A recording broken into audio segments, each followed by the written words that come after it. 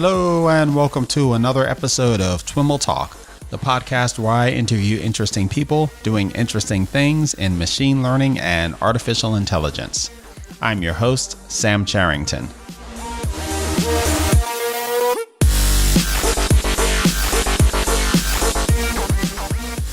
For those challenged with promoting the use of machine learning in an organization and making it more accessible, a key to success is to support data scientists and machine learning engineers with modern processes, tools, and platforms. This is a topic we're excited to address here on the podcast with the AI Platforms podcast series that you're currently listening to, as well as a series of ebooks that we'll be publishing on the topic. The first of these ebooks takes a bottoms-up look at AI platforms and is focused on the open source Kubernetes project, which is used to deliver scalable machine learning infrastructure at places like Airbnb, Booking.com, and OpenAI. The second book in the series looks at scaling data science and ML engineering from the top down, exploring the internal platforms companies like Airbnb, Facebook, and Uber have built and what enterprises can learn from them.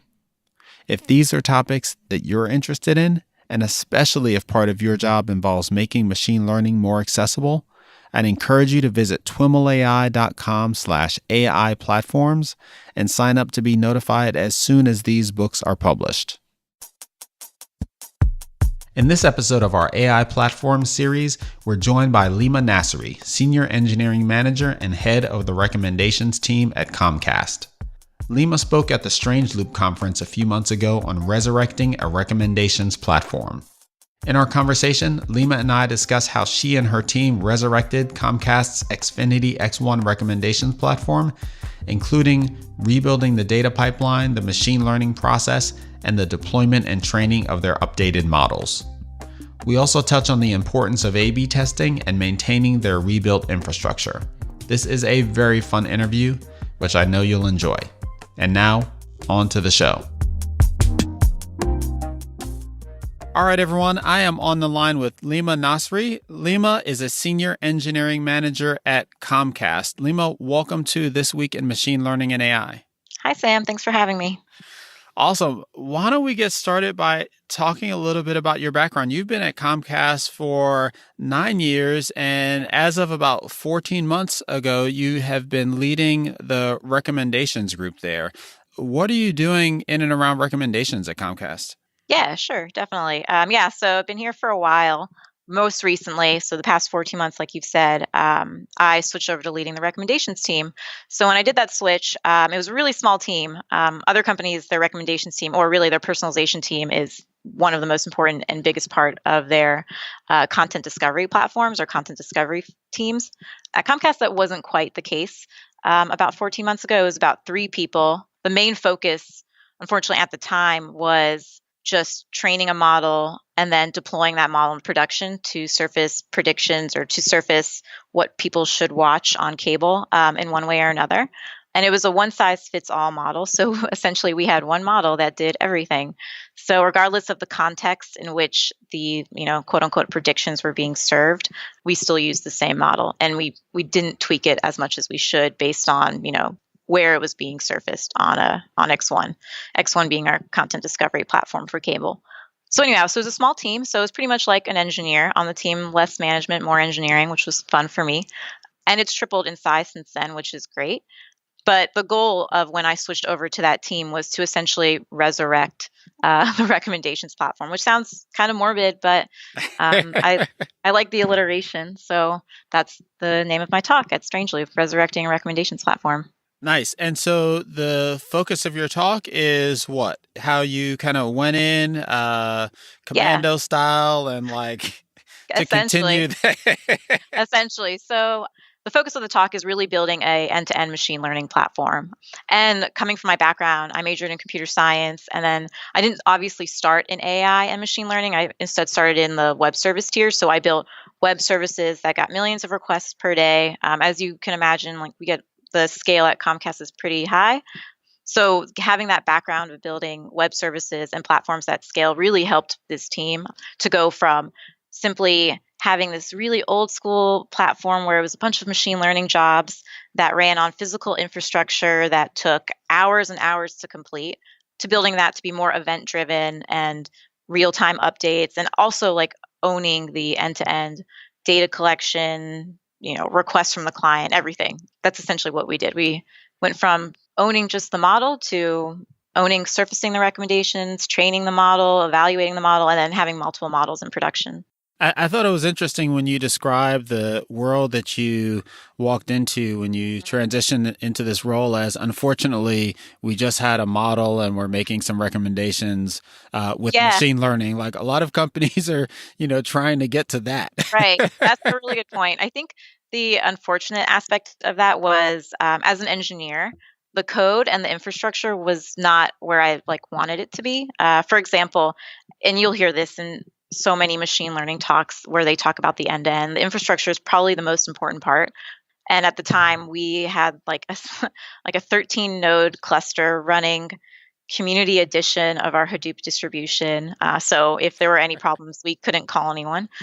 And again, it was MapReduce, which, one significant benefit of MapReduce is it's all I/O. So as long as you have space, you rarely fail.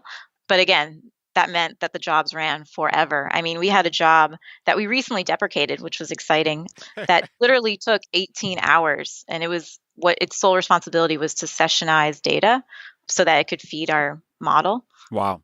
Yeah, 18 hours. I mean, imagine what you can get done in 18 hours, and this job still wasn't done. Wow. So, right. So walk us through this process of resurrecting this recommendations platform. Yeah, that sounds good. So, kind of in my mind, when I first took this on, I broke it down to 4 main parts. The data platform. So we wanted to build a proper data pipeline to consume the data into our ecosystem so that we could easily aggregate those usage events of what customers are doing on our platform so that it could feed a model. And you'll ask anyone that does anything with machine learning, the data is sometimes the hardest part. Sometimes it actually hurts me to hear. I'll hear researchers at Comcast say that they're working on a model, and then I hear them talk about the pain that they take into creating the training data set. So that's what we were trying to abstract. So the data platform was the first part.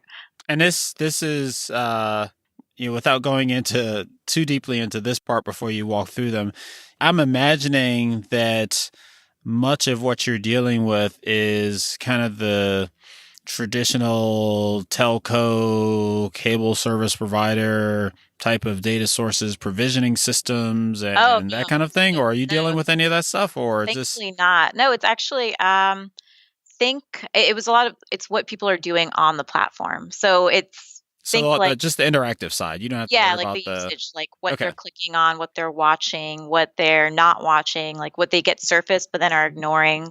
So it's our content discovery. So like what should they watch on TV? So more of that side, definitely not the old school cable side. Okay. I try to stay away from that part.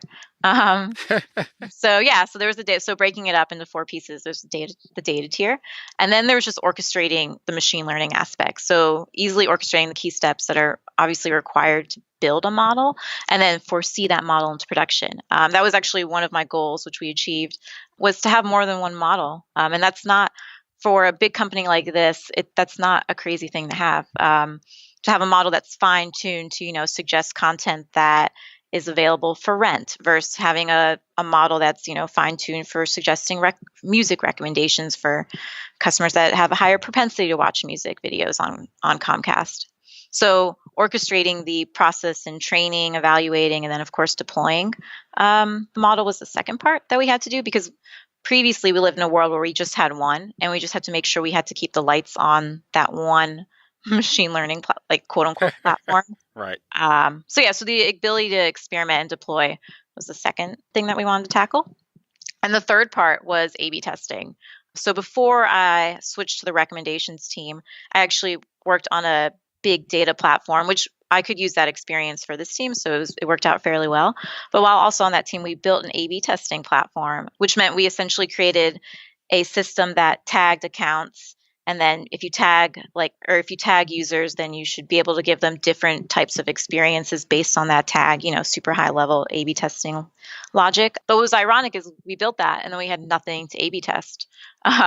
So the luxury of moving to the recommendations platform is there's so much to A/B test. So I pulled that over with me when I made this switch.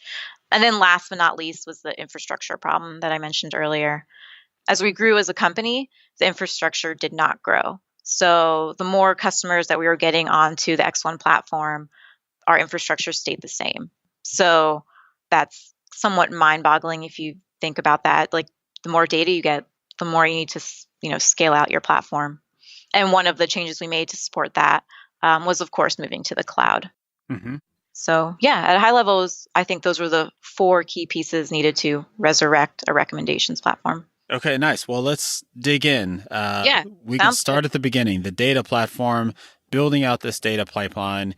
You're starting with interaction data, clickstream data, that kind of thing. What do you need from a pipeline perspective to support building these kinds of models at scale? Right. So the biggest issue that we saw with what I call the legacy platform, which is the one that ran on the physical infrastructure, the MapReduce specific platform, what I noticed was that we had so much code to get the data in the right format. And that's, I'm sure you'll hear that all the time with machine learning. It's always getting the data in the right format at the right time. So what we did is we decided to go the serverless route. So we have a battalion of Lambda functions that consume the events in real time. So as the event happens, we eventually consume that into our data platform, and then right at that moment, we transform it to meet the specific requirements of the platform. So unfortunately, at Comcast, and I know this is a problem outside of Comcast, a lot of the data is originally in plain text, and plain text obviously doesn't play well with any data processing framework. So the first step typically is transforming those into a proper schema, which is usually Avro or some binary format. And then once we have that, then we start enriching the data so that it has more context, like simple things like if they've watched this TV show, enrich it with some metadata. This TV show is the genre or the year it was made or what language it was in. And then once we've enriched it with that metadata, the next Lambda function was aggregating it for the user. So it was kind of, the goal was to build this seamless event-driven platform that we could kind of close our eyes and it would just do what we expected. It wasn't like scheduled. It wasn't based on, scheduling jobs and, some Azkaban or Uzi or some job scheduler. It was when the event happens, something is triggered and it goes through the process. I really was not expecting to hear serverless come up in this Oh, conversation. really?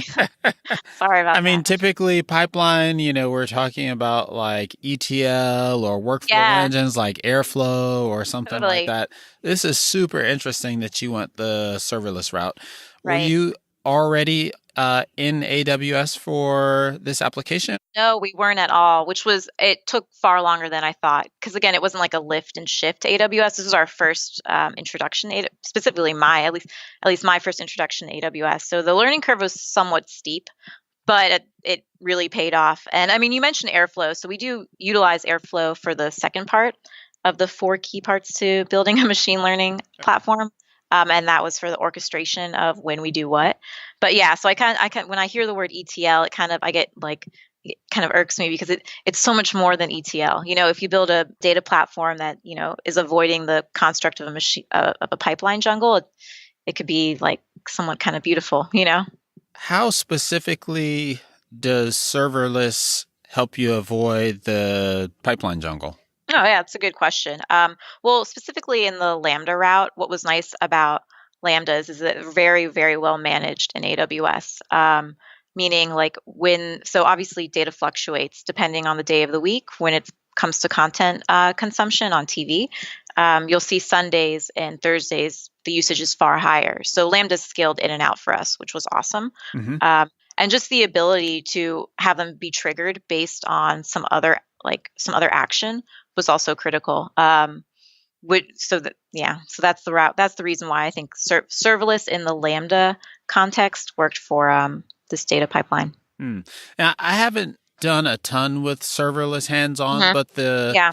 attempts that I've made to play with it, Mm-hmm. it just seemed like a configuration mess. It was a little bit actually, hard to kind of wrap my head around like how you manage these kind of function artifacts, the way that you would manage, version control and how you tie everything together. Like, was there a big learning curve for you there? There was. I mean, so we utilized Terraform, and that helped us a ton. Terraform and Jenkins to handle the whole versioning control and putting the artifact into a place where AWS could reference it. But I think the incorporation of Terraform made everything that you said a lot easier. But it did take us time. We didn't start with Terraform. We started with, just AWS CLI, and it was a big mess. So going the Terraform route helped a ton. Now that's kind of blowing my mind. I think of Terraform as like laying down images and containers and stuff like that. What does that have to do with serverless?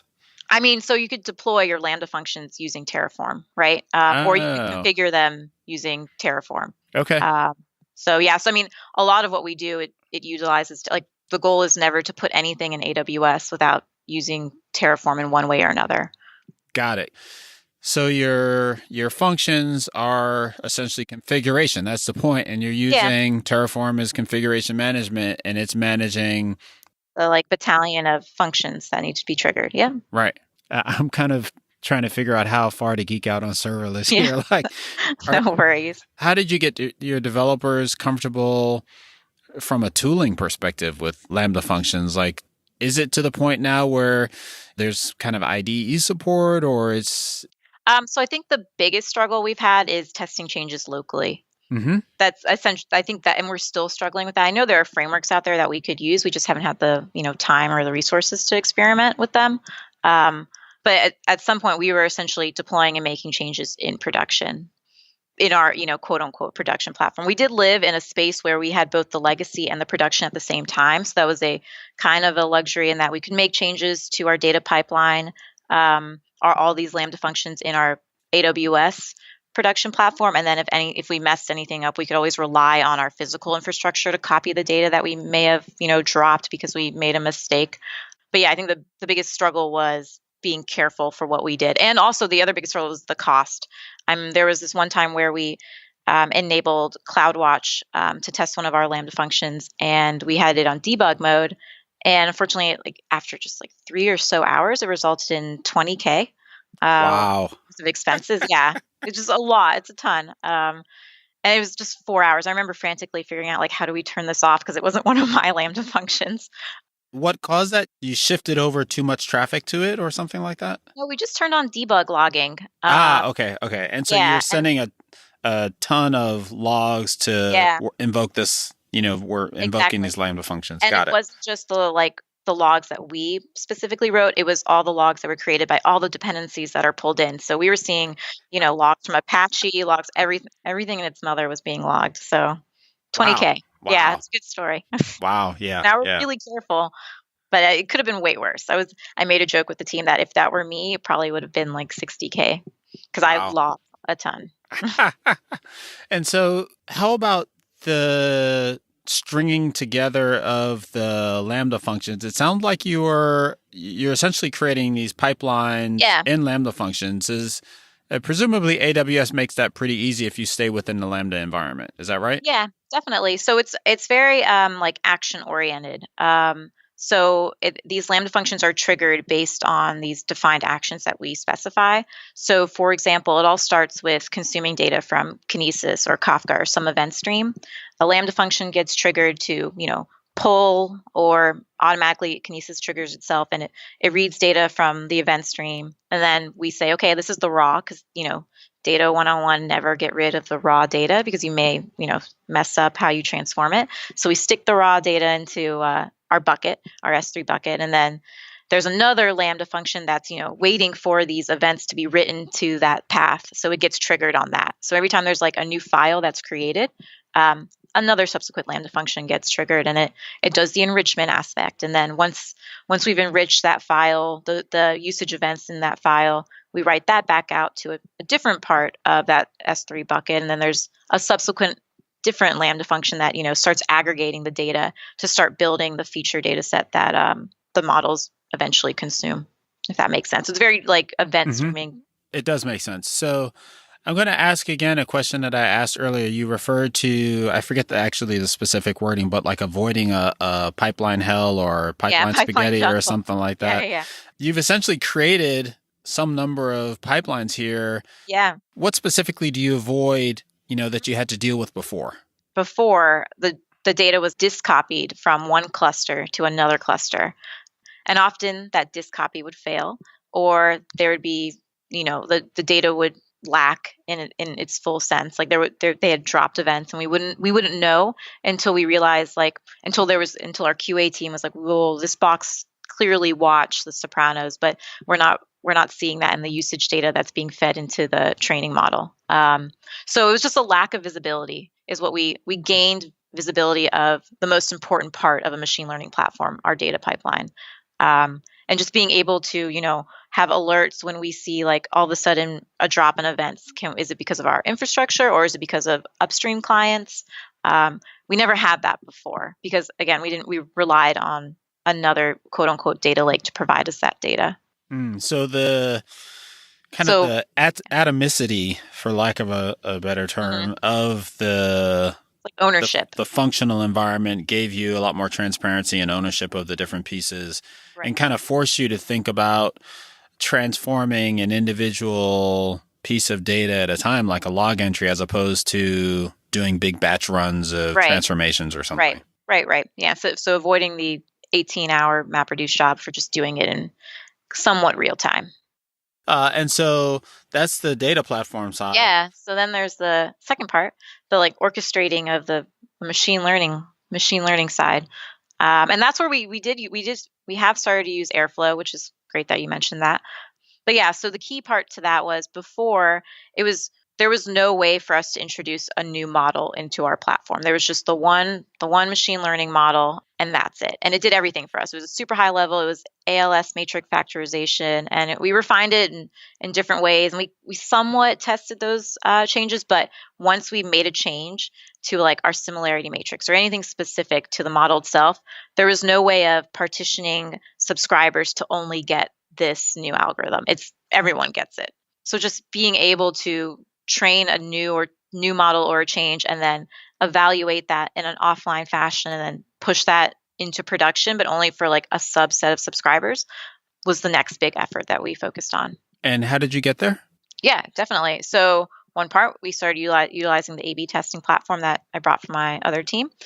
And then two, making the way that what we had to introduce, which also led to like a reason why my previous like work history was perfect for this team. We introduced our own service layer. So before, our logic was really tightly coupled with the client. So if we think about it in a very high level fashion, this is obviously not how it's implemented. When you watch TV, you see a bunch of options on your TV saying, these are the TV shows you should watch. Here are the top movies for you. We were super tightly coupled to that infrastructure. So if we wanted to introduce a new model, there was no way to tell the cable box or the set-top box, hey, go get this model for just this account. So adding a service layer in between us allowed us to be more independent in serving what we wanted to serve when, if that makes sense. So you're able to encapsulate the business logic of what model to use to respond to a specific prediction request at the service layer, as opposed to just kind of serving up just raw model results. Yep, just in serving raw predictions regardless. Yep. So, and that also gave us the next layer, which is we started to get context. We started asking the client to pass us context into where this is being served, so that we can later, specifically if we're looking at, a view on X1 or on your cable box, it's like, here's all the music videos. Let's go to the model that's finely tuned for music. So yeah, so it was a combination of a few things. It was one, being able to get the data in the right format so that we could easily train it on different data, so different feature sets. Two, introducing that service layer in between the producing the predictions and serving the predictions to the client. And three, we beefed up our evaluation metrics. Before, when we had this model, we really kind of was flying blind, I think is the phrase. I'm not sure. But we had really no idea how our models were performing. We would run, and this is before I joined the team. I used to say they, so I'm getting used to saying we. We would train our model, and then our evaluation metrics were essentially just precision. And it would run once a month or so, which is not ideal, especially for a customer-facing platform.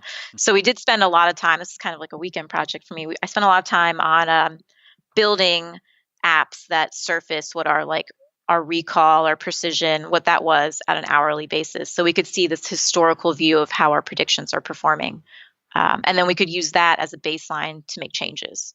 And was that easy to do with your pre-existing models? Meaning, were they sufficiently instrumented for you to be able to even report on their performance, or did you have to do a lot of work to instrument them? That's a good question. So it did take a good amount of work to be able to easily grab what we would predict right now. Because what I wanted to do is I wanted to build, or what I did do, what I built was a online, it's online, offline, online recall platform, which essentially all it did was right now I'm going to check all the events that people are like, all the TV shows that a subset of subscribers are watching. And then right in this moment, I want to check what our recommendations platform is suggesting and do they match up, basic recall evaluation. The hardest part was being able to easily grab, easily be able to check right now what we are predicting because it was encapsulated like deep in this, legacy platform, which utilized Couchbase. So introducing that service layer made it easy. So essentially the evaluation platform that we built, all it does is it hits our service layer. We pass it, context for who the user is, and then it returns for this specific model what we would recommend. And then we just check that with what they're actually watching. You mentioned Couchbase. Yeah. Presumably you, ran your 18-hour MapReduce jobs, And it created wrote a the model, and it Yeah. stored it in a database.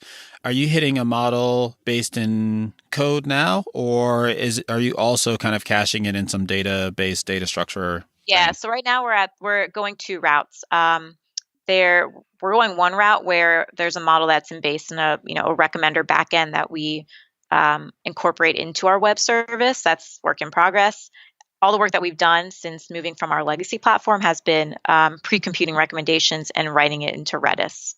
We've moved away from Couchbase, and only because again Redis is more of an AWS managed service, so it's easy to stand up and scale out. So yeah, so that's the goal. The goal is to also go the route of having the model be encapsulated in code and then also put into our web service.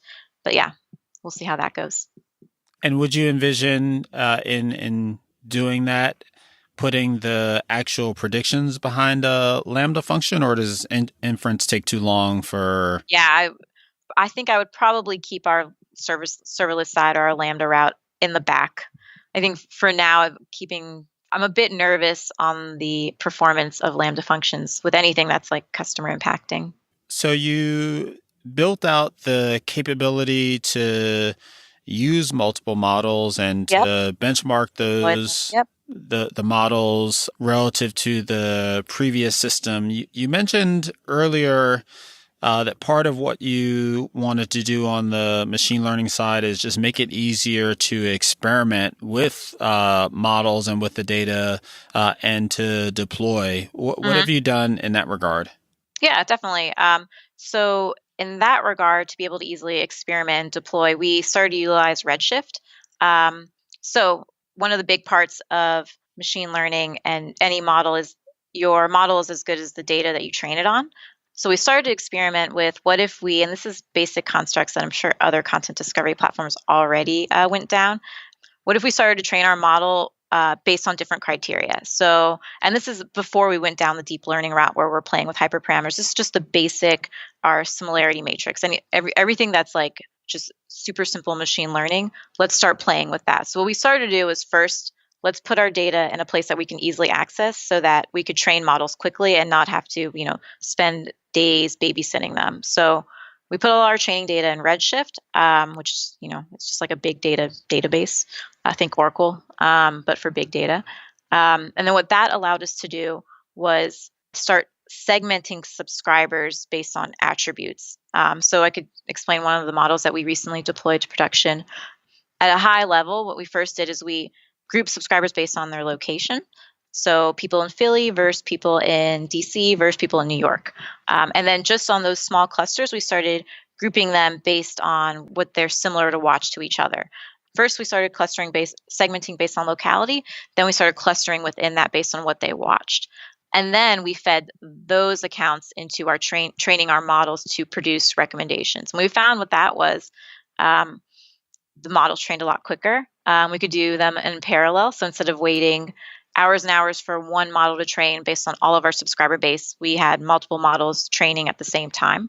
And then where we leveraged Redis and our web service is that we could easily, based on the key, write those predictions to Redis for this web service to pick up.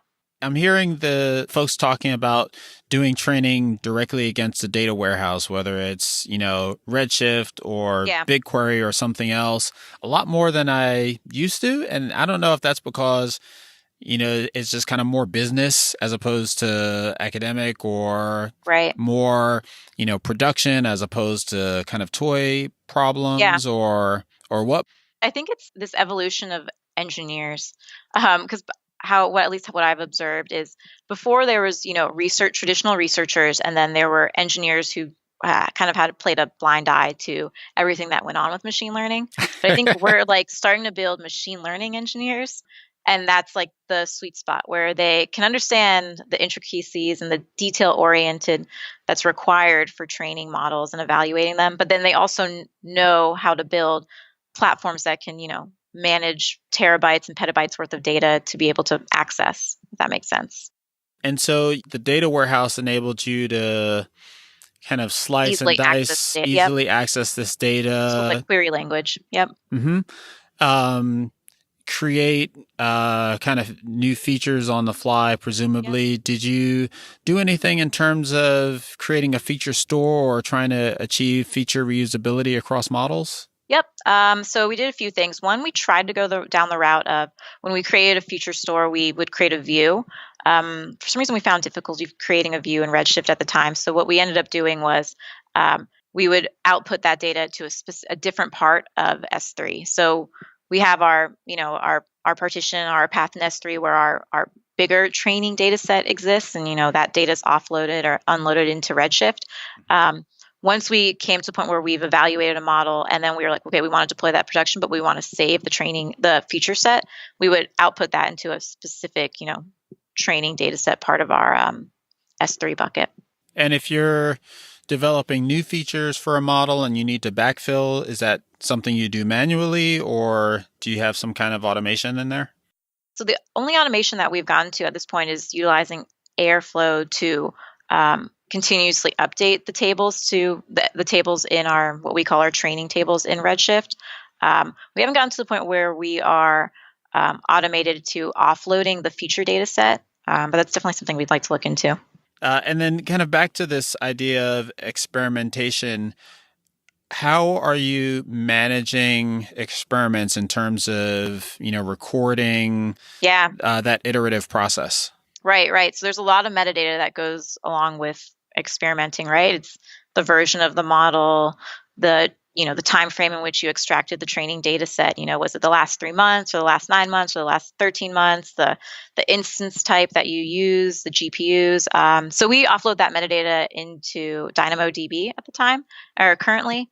And we often reference that when we have to deploy the model to production. But right now, what we call our model metadata store, we're utilizing Dynamo. Is that a manual process to keep that up to date as you're experimenting? Yeah, it's one of the steps in our Airflow workflow. Is before we start training a model, we first insert a record that describes what the model is. Here's the training data set it's going after. It's typically part of it's the first step before we start training it. And then the last step is it outputs the time, how long it took. And then the recall about the high level evaluation, the recall evaluation, or the precision that was determined after the predictions were produced. But it's part of the end-to-end flow. So I didn't think I made that connection earlier. Part of the way you're using Airflow is to manage the training workflow. Yep. And it took us a while to get there. Before we were super manual. We would execute a job, wait, and then output this data into a Google Excel sheet, wait. And then we realized, wait, we should do something about this. And so were there multiple steps to get to using Airflow, or did you realize the problem and then, big bang, you've put the Airflow solution in place? It was fairly straightforward. In the past, we've dealt with things like Uzi workflows that were traditional with the Hadoop infrastructure. Airflow was really straightforward from my perspective, at least. And it seems to be the best practice what everyone else is using. I remember we were going down the route of looking at something else, and then we read a few blog posts that were suggesting stick with Airflow, so that's what we did. for training, do you have multiple workflows for different types of training jobs, or have you kind of abstracted training as a workflow and you've got different ways to parameterize that? We have different, so at the moment, that's a good question, parameterizing. That's actually the dream would be to parameterize that. Right now we have different workflows, but we also have like a lot of different types of algorithms. Because, like there's the typical recommendations isn't just producing recommendations. There's a relevancy aspect to it too. So our relevancy models, require a different workflow than our core recommendations models. So right now they're different workflows. It'd be great to get to a point where they're parameterized. So we'll see. Hopefully one day. Last bit on this experimentation piece, have you incorporated any aspect of automated hyperparameter tuning? That would be great. Actually, that's that's on our to-do list. Our research team would love that. So we are as I mentioned earlier, in the previous world, or 14 months ago, we had this one machine learning algorithm that was, one size fits all. It was at super high level. It's an ALS matrix factorization, and what we wanted to do more, especially with the everyone's talking about AI and ML, we started to go down 3 routes. So I mentioned the utilizing clustering and recommendations together. So that's a route that's already in production. Our research team is going down the route of utilizing deep learning models that are somewhat based off of word2vec. And that's where we want to do exactly what you said with the hyperparameters. We're not quite there yet. We're still very much in the experimentation phase with this deep learning model that's similar to word2vec. So we'll see. If it gains momentum, maybe we'll start, abstracting that. But as of now, we're seeing some limitations. So we'll see how far this goes. So you've hit experimentation, deployment, you've talked about server-side and Redis, and then you've alluded to this next step, which is A/B testing previously, but I get the impression that there's more to it than what we've talked about so far. Yeah, definitely. So A/B testing is my sweet spot, just because I built that platform prior to joining the recommendations team. And the A/B testing platform that we built, what it does is it allows for, in partnership with our web service, it allows for a certain set of customers to get one model, and then another subset of customers get a different model. And then, of course, it always takes into account breaking out the control. One thing that I always say when we talk about A/B testing is it's quite expensive. It does take time. So when in doubt, try to do as much offline evaluation as you can. And it's also, at least with TV viewing behavior, there are some times where you can't run an A/B test. Like on Comcast, like working at Comcast, you can't run an A/B test during the Olympics. The data fluctuates so much. It's so skewed to Olympics that for that entire month, you can't experiment, right? So we get that a lot in the TV world.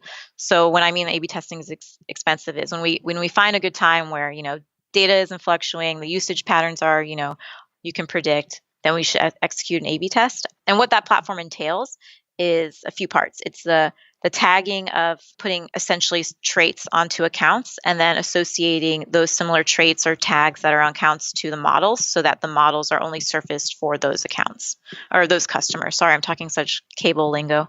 So it facilitates that. It orchestrates allowing different models to be available for different customers. And then the second part is the metrics aspect, which is deriving, analytics on how the customers are actually interacting with those new rows or those new content, the new content that's being surfaced. So your A/B testing is primarily kind of at scale across the client base. Yeah. The luxury is that we have millions of subscribers. So the sample size, we could do something like we're A/B testing something where it's like 1 million. So there's never a doubt whether this meets statistical significance because our sample sizes are so huge. We talked a little bit about kind of evaluation metrics before in the context of when you kind of instrumented your previous model. What kind of instrumentation do you have on the current model, and how does that play into your A/B testing system?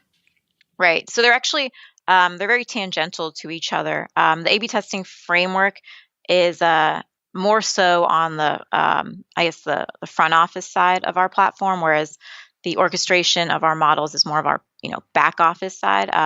Because if at some point one of the models isn't performing as we expect, we need to be able to easily turn that off for customers. So utilizing what the web service to be able to gate us from doing that, to enable us to do that, to gate different features from different customers. I guess is the key difference, if that makes sense. So meaning you're collecting metrics on model performance and primarily consuming those metrics within the web service tier so that you can take action if predictions start to Quicker degrade. action, right? And it's not like like for the evaluation of models and typically what we call the back office side, we have like historical usage, right? For A/B testing, we really just care of what just happened the past day or the past 2 days or the past week. So keeping that small subset of usage from the recent time frame is a lot easier on the web service side than it would be if we were keeping historical data. Got it. So the A/B testing is pure kind of online. You've got two models in flight. You've labeled traffic and you're serving up different models and you're just comparing very short-term results between those models. Exactly. Yeah. What do you tend to see in terms of model shelf life, model degradation, that kind of thing for these kind of recommendation models that you're building? That's a good question. So the biggest, I guess, issue that I've seen is the frequency in which we need to train these models. If the customer keeps seeing the same exact pre-computed recommendations over and over again, it gets kind of old, right? So being able to frequently update the pre-computed recommendations that are produced by our models is something that we're trying to experiment on how we could do more often. For example, weighting higher what you've just watched versus something that you've watched, 6 months ago. That's something that we're trying to evaluate how we could not overemphasize something that you just watched, but some sweet spot where it's just enough where you see the impact in what you're being served. The last piece of the puzzle was infrastructure. Right. And we kind of discussed that a bit with everything that we mentioned with the AWS or public cloud, but it was fairly straightforward. As the legacy platform that we'd built was primarily running on this physical infrastructure, and we weren't at the point where we could scale that out, where we could add more nodes to the Hadoop cluster. So the easiest decision was moving up to the public cloud, AWS. And of course, with every new decision where you're dramatically changing some aspect of your platform, there you find new problems. Your old problems go away, but you get new problems. And one of those is it's very easy to spend money. In AWS, it's very easy to lose money in AWS. So that was one of the struggles that we've been working through. And another aspect is it's very easy just to start picking new technologies. There's something new in AWS every month, it feels like.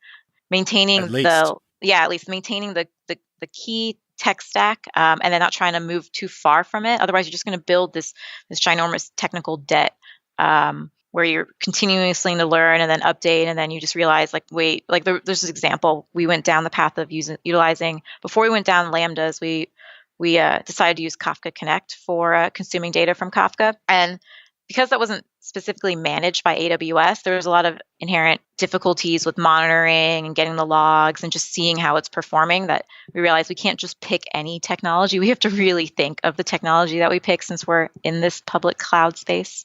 So there's actually, whenever I talk about infrastructure and ever I make the case for more budget, I often reference this. There was this paper that was published at the NIPS conference by these Google developers. It was something on the lines, I forget the exact title, it was like the hidden technical debt in machine learning systems or machine learning platforms. Machine learning is the high interest credit card of technical debt. Yeah, exactly. It's my favorite paper. It's a great paper. I often reference it when I have to make the case for our cloud infrastructure needs more budget, or we need to do this, because it essentially explains that it's really easy to start building technical debt when implementing a platform like this, regardless of any platform. And in that paper, they go into detail, the risk factors, data dependency and configuration issues, things that we've talked about today. What I also really like about that paper is that it specifically states that machine learning systems have a special capacity for acquiring this technical debt. I mean, a lot of platforms that that was written with code do this, but then there's an additional set of debt that can be gained from machine learning issues. And I think moving our infrastructure to AWS, we realized that really quickly. And so how do you think that that machine learning in the cloud kind of accentuates that? Well, of course, there's the budget aspect, and then even there are easy ways where it's really easy to deploy to the cloud. And whereas before there were always constraints where, oh, we don't have enough space, like we're just going to keep collecting data, and then we're going to just delete the last, the most historical data we have. That's not a problem in AWS. Like, of course, there's Glacier, and there are ways to archive data, but you can kind of keep, adding and picking up the latest and greatest, version of Spark, and then just releasing with that, and not realize that you're kind of building this platform that has so many different pieces, because it's easy to just hop on and spin up an EC2 instance to do that, or spin up an EMR instance to run this clustering algorithm, and then you kind of just forget about it. Whereas in a physical infrastructure, you can only do as much as you're allowed to, right? Otherwise, right. there'll be a backlog of jobs waiting. No, that's really interesting. There's a story in there somewhere, like the double-edged sword of agility in the cloud. Like Definitely. There's friction in the real world, not the real world, because cloud is real for sure at this point, but the traditional. There's friction and inefficiencies, I guess, that makes you think about the way you do things. And cloud, in taking away some of that, makes it easy to not think about some of the things you're doing, which leads to debt. That's really interesting. Very, very well said. Thank you. Those are essentially the 4 parts of resurrecting a recommendations platform. Nice. And how do you characterize the business impact of all this? That's a great question. So that was actually the biggest question I had in all honesty when I first switched over to this team about 14 months ago, is I just couldn't see the value that these recommendations were producing. I saw that we were recommending content, but A, we weren't really measuring it. B, were we taking into account what the business wants us to recommend? So that's something that we've been playing with a lot. So we've been specifically building models that are taking into account what the business wants. For example, promoting content that is specifically, given to us by a provider. Let's see if we can figure out the customers who are likely to watch that and include that in their recommendations. Whereas previously it would have just been at the bottom of the barrel. We would have never looked at it. So definitely taking into account what the business goals are, we've been trying to consider on the recommendations team. And also from a business perspective, how they're being surfaced. There's something that we've been A/B testing. It's just the names of the rows where are serving content. We're going down the path, or we are on the path of having surfacing, because you watched Wonder Woman. How does that play against a row that's surfacing the same content, but it's called Top Movie Picks for You? So leveraging how the business works and what works best, and taking that into account in our machine learning platform, and utilizing A/B testing is kind of the big picture to see if we can increase hours watched or increase engagement by making small tweaks to this platform. Well, Leemay, thank you so much. This was a really, really fun conversation. Thank you. Thanks for having me.